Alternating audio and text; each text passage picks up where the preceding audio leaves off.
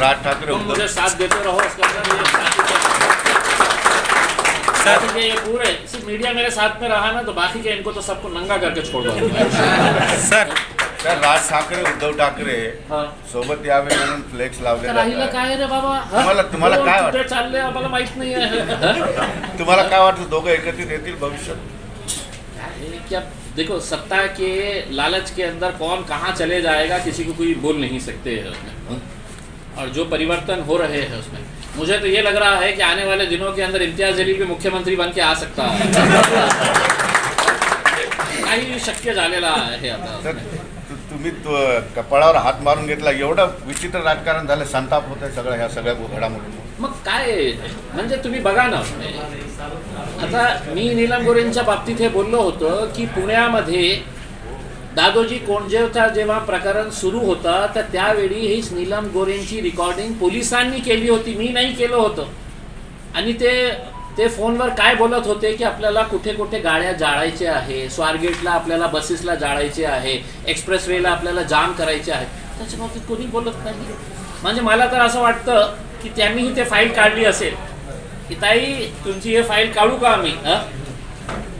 अब आप देखिए ना, सोचिएगा कि किस लेवल के ऊपर राजनीति चली गई है कि कौन कहाँ कैसा चल रहा है, किसी को कुछ पता नहीं है। तो खेद तो होता है कि मतलब इतनी घटिया राजनीति महाराष्ट्र, और ये वही नेता है जो भाषण देने के लिए जब खड़े रहेंगे ना तो शुरुआत कैसे करेंगे? महाराष्ट्र राज्य, छत्रपती शिवाजी महाराज, छत्रपती शाहू महाराज, फुले शाहू आंबेडकरांचा महाराष्ट्र, हे संस्कृती होती का महाराष्ट्राची? काहीतरी नीती मूल्य होते ना, ते कुठून आणलेली आहे आपण, हे याच्या बाबतीत लोकांनी विचार करण्याची आवश्यकता है। औरंगाबाद तब्दीली नाम को अंदर अगर जरा भी प्रामाणिकता होगी, अगर मोदी जी के अंदर अगर सही मानों में अगर वो भ्रष्टाचार के खिलाफ है तो इसकी इंक्वायरी किसी इंडिपेंडेंट एजेंसी से करवाइए। बड़े बड़े ट्रैवल एजेंट्स से लाखों रुपया ऐंठा गया है, लाखों रुपया। पैसा दो तो हम तुम्हारे को हज का कोटा देंगे करके। और मैं पूरी जिम्मेदारी के साथ बोल रहा हूँ, नहीं तो स्मृति ईरानी को चैलेंज कर रहा हूँ कि मेरे ऊपर तुम है तो मानहानि का दावा ठोको करके। कैसा पैसा की लूट की गई है करके। इतने सालों के अंदर जो हाजी होते हैं उनको इतनी तकलीफों का सामना नहीं करना पड़ा होगा।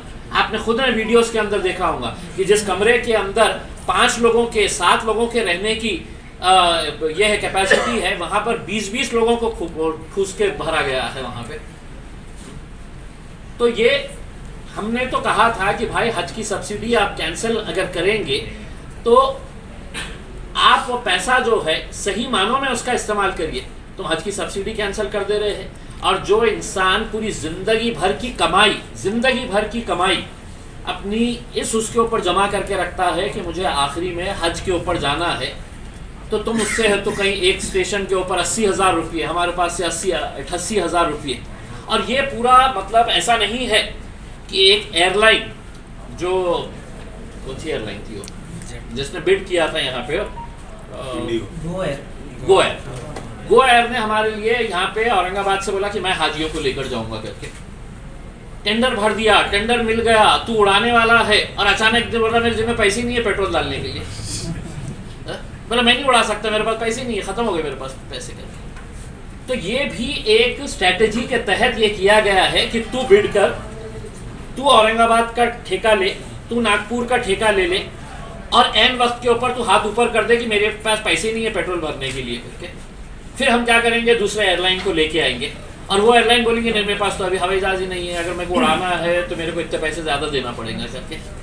तो ये गंदा खेल खेल के हज कमेटी ने करोड़ों रुपया, इनका कोई क्यों हज कमेटी के मेंबर्स नहीं बनाए गए हैं? एमपीज होते हैं उसके अंदर मेंबर, कोई तो भी साउथ के एक आदमी को दिया गया है। बम्बई के 2 ऐसे लोग जिनका हज कमेटी से सरकार से कोई लेना देना नहीं है, प्राइवेट आदमियां, उनको भेजा गया कि तुम लोग जाओ और जाके होटल की सौदेबाजी करके आओ करके। 2 प्राइवेट लोगों को जिनका हज कमेटी से कोई ताल्लुक नहीं, जिनका सरकार से कोई ताल्लुक नहीं, इस बार ना तो माइनॉरिटी डिपार्टमेंट के मिनिस्टर्स वहां पे गए ये देखने के लिए, हर सरकार के मिनिस्ट्री का डेलीगेशन जाता है हज से पहले ये देखने के लिए कि हमारे हाजी इस होटल के अंदर रुकेंगे। कितना डिस्टेंस है मक्का मदीना से, वहाँ से लोगों को कितनी सहूलत होगी, तो ये पूरा, लेकिन दो प्राइवेट आदमियों को, और मैं पूरी जिम्मेदारी के साथ बोल रहा हूँ, अगर तुमने मेरे ऊपर मानहानि का दावा नहीं किया तो ये दोनों के भी नाम भी मैं डिस्क्लोज करूंगा कि कौन लोगों ने तुम्हारे लिए, सरकार के लिए दलाली का काम किया है, दलाली का काम किए हैं वहां पे जाके।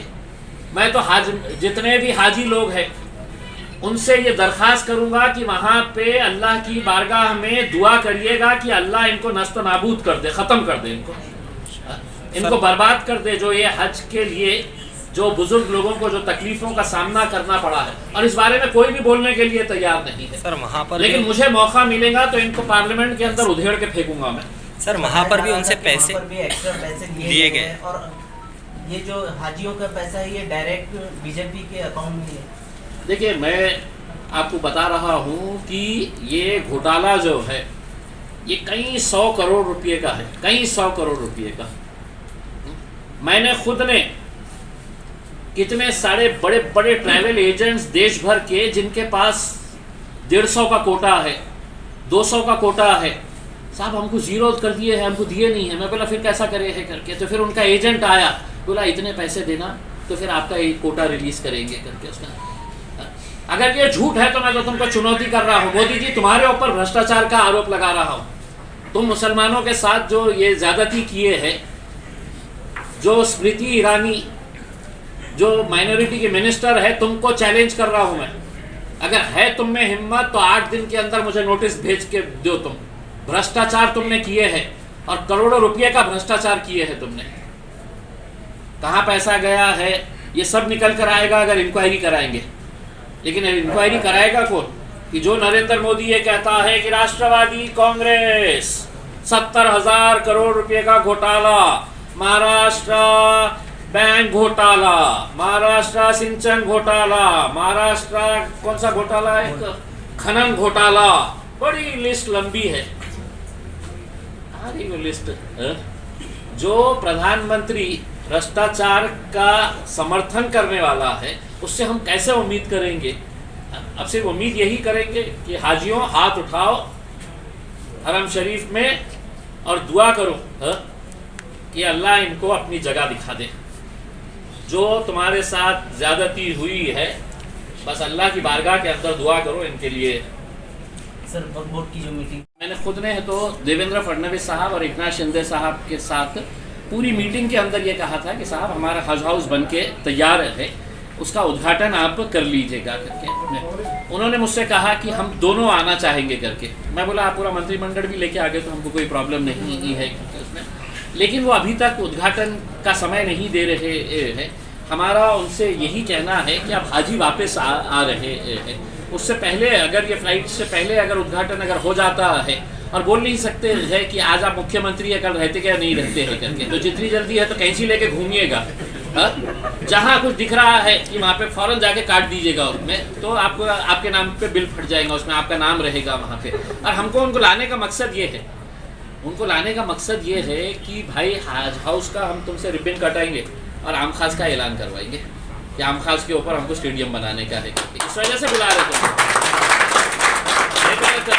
नहीं तो क्या इम्तियाज जलील के कान में बीड़ी है कि उनको तुम आओ करके? अरे इम्तियाज जलील भी खासदार है, जाके कैंची लेंगे और काटता लेंगे। लेकिन तुम्हारे को बुलाने के पीछे का मकसद ये है कि कहीं पे निगाह है, कहीं पे निशान आहे। जर उदाहरण घेतलं 3 कोटी खर्च करून तो विनाकारण खर्च झाला, ते बोलगाड काढून टाकले, आता तो ट्रॅक नाही राहिलेला, काय म्हणाले? काय आहे की मी त्या केंद्र सरकारच्या अर्बन डेव्हलपमेंट कमिटीचा सदस्य आहे आणि अनेक शहरांनी जे पैसा वाया घालवले आहे स्मार्ट सिटीचा ते सायकल ट्रॅकवर केलेले आहे।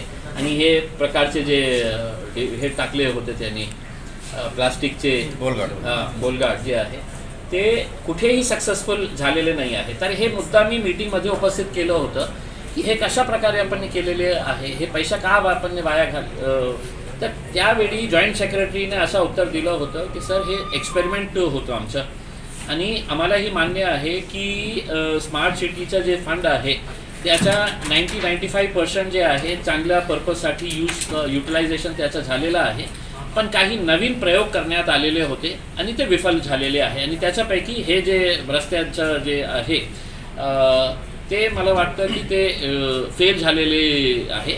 आणि कुठेही म्हणजे ते टेंडरवरून होतं का, आपण स्टडी करून ते काम केले होते का असंच आपण कुणाला दिले होतं, याची चौकशी करायला पाहिजे. म्हणजे कारण बिना टेंडरचे आणि आपण त्याचा स्टडी न करता आपण फक्त कोणी आला आणि त्याने सांगितलं की आम्हाला हे लावायचे आहे आणि तुम्ही दिलं असेल तर त्याची इन्क्वायरी व्हायला पाहिजे. क्रांती चौकाचं उदाहरण असं आहे की ते लावल्यामुळं उपयोग तर नाही झाला, पण ट्रॅफिकला सगळी अडचण झाली होती, ट्रॅफिक जाम होत होती. पण तुम्ही क्रांती चौकचं जेव्हा उद्घाटन झालं होतं तर त्याच्यासाठी कोण कोण आले होते आपण बघितलं असेल. आदित्य साहेब आले होते, उद्धव साहेब होते आणि किती मंत्री त्याच्यामध्ये. सुभाष देसाई, हां, जे MIDC ला लुटून खाल्ले ते सुभाष देसाई पण होते त्याच्यामध्ये. Okay sir, thank you.